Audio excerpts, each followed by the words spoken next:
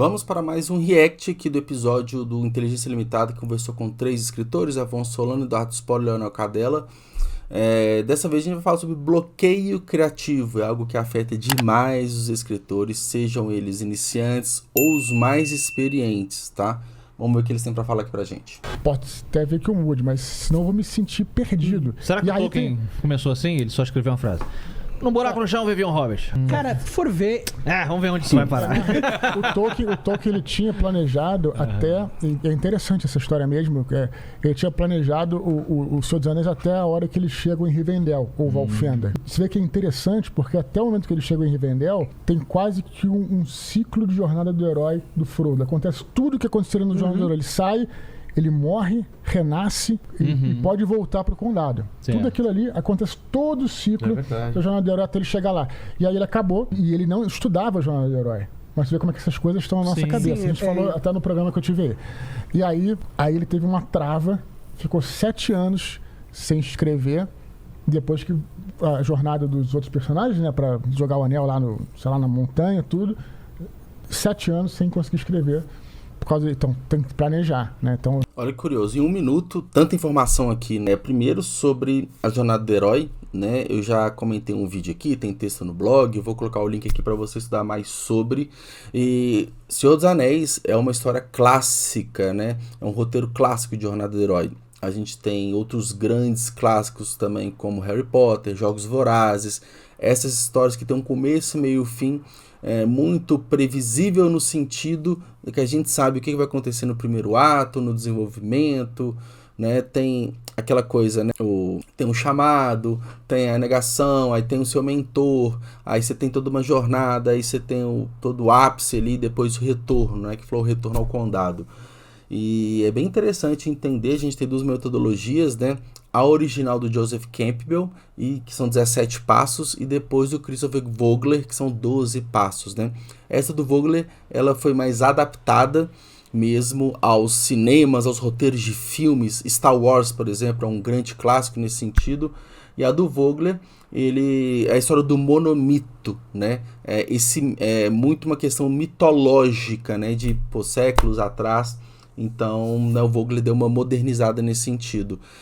Mas como, né, o Spohr falou aqui, né, o Tolkien nem sabia disso. Aí entra também um outro ponto que ele falou do planejamento. Quanto que é importante você planejar uma obra. O Tolkien, que é o Tolkien, né, os grandes escritores que a gente tem de fantasia, se não o maior, demorou 7 anos, né, para concluir o primeiro livro. E ele tinha o planejamento até determinado ponto. Aí vem o desafio do tipo, o que eu faço agora? Vamos continuar aqui. Total. Eu tô falando isso porque eu tentei planejar e consegui planejar até um ponto e não consegui desse ponto até o final. E eu tive que escrever para chegar nesse ponto. E aí foi muito fácil para terminar. Sim, mas se eu não escrevesse, eu não conseguiria ter o... Muitas vezes tu precisa dar um espaço, digamos, pro caos criativo. Vou te dar um exemplo assim. Tem um livro meu que é Caçador de Apóstolos. Ó, de novo aí. E de novo, cara. É tudo heresia aqui. Eu planejei o livro meticulosamente, aquela coisa de sempre. Quem quiser mais pizza, é só pedir pro...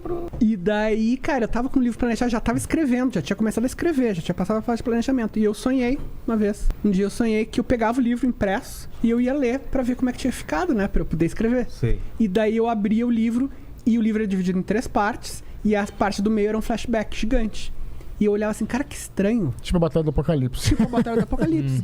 Cara, o meio do livro é um flashback gigante. Que estranho, por que eu fiz assim? E, cara, quando eu acordei, eu sentei pra trabalhar, vamos tentar reformular essa estrutura pra ter essa parte do meio que é um flashback. E ficou muito melhor, e eu fiz assim.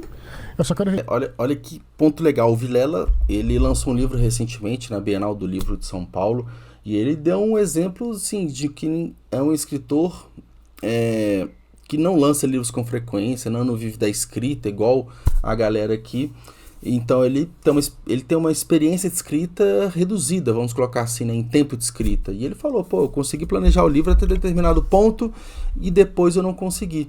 O importante, né, e eu falo isso várias vezes, inclusive quando eu vou explicar da minha metodologia 3EPV, eu falo que o importante é que você entenda, né, como que é o seu ritmo, você se baseie em outras metodologias de planejamento, de estruturação e tudo mais, mas que você encontre a sua própria metodologia, o seu ritmo, a sua forma de escrever, porque aí sim você vai destravar esses bloqueios criativos e vai conseguir publicar o seu livro. Isso é muito importante ter esse entendimento, porque se ficar muito preso a uma metodologia ou que você tem que planejar o livro 100% e não abrir mão disso, você tem chances de não conseguir publicar o seu livro.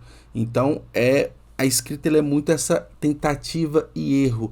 E até esse último exemplo, né, que o Leonel colocou aqui, que ele foi pegar o livro dele já pronto ali para ler e falou, poxa, tá esquisito, não tá legal. Registrar aqui que o que a gente falou, né, Leonel? Uhum. É só a maneira como a gente trabalha. Claro. Finalizou bem, né, dessa forma que eu falei.